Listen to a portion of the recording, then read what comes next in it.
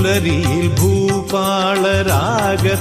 ഭഗവാന്റെ പഞ്ചാക്ഷരീ മന്ത്രം ഉയരുമ്പോൾ പടിയാറും താണ്ടി ഞാൻ അവിടുത്തെ സവിധത്തിൽ പരിചൊടുവന്നെത്തി നിന്ന പുണ്യം എന്റെ പരിതാപമൊഴിയുന്ന സത്മുഹൂർത്തം.